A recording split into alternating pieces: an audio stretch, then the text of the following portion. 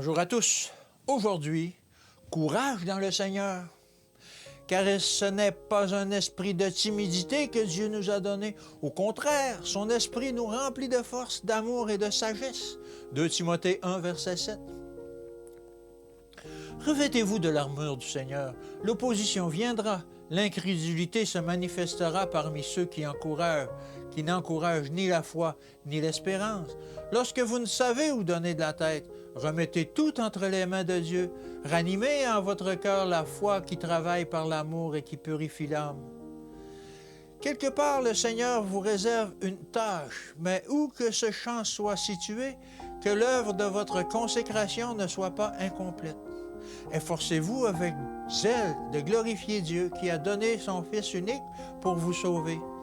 Lorsque vous enseignez la parole, restez dans l'affirmative et laissez la miséricorde de l'amour de Dieu attendrir votre cœur. L'influence de son Saint-Esprit vivifier vos pensées.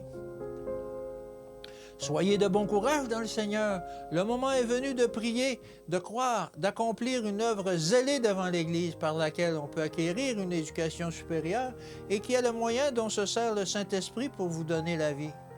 Christ, le grand médecin, possède seul la sagesse qui peut appliquer le remède infaillible. J'ai été chargé par le Saint-Esprit de dire « Tous ceux qui croient en la vérité doivent être messagers du Seigneur ».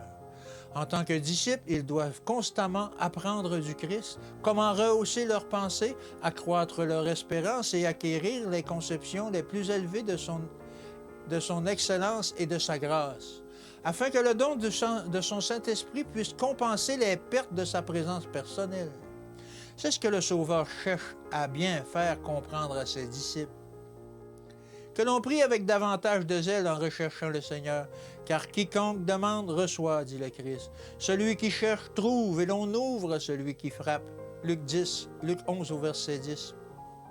J'ai été chargé d'insister auprès de chacun de ceux qui enseignent l'Évangile pour qu'il multiplie et élargisse ses conceptions de ce que le Christ sera pour lui dans l'accomplissement de sa tâche. Les talents augmentent merveilleusement sous la puissance du Saint-Esprit. Voulez-vous rechercher le Seigneur avec ardeur? Priez, priez en humble chercheur. Ne faites pas appel à votre ingéniosité pour prouver que d'autres sont mauvais, mais demandez-leur avec tendresse de sonder profondément leur cœur pécheur et de prier pour que le Seigneur purge de tout péché le temple de l'âme. Que chacun confesse ses propres idées puisqu'il s'approche de Dieu dans toute l'assurance de la foi. Alors que Dieu vous bénisse et qu'il vous garde aujourd'hui.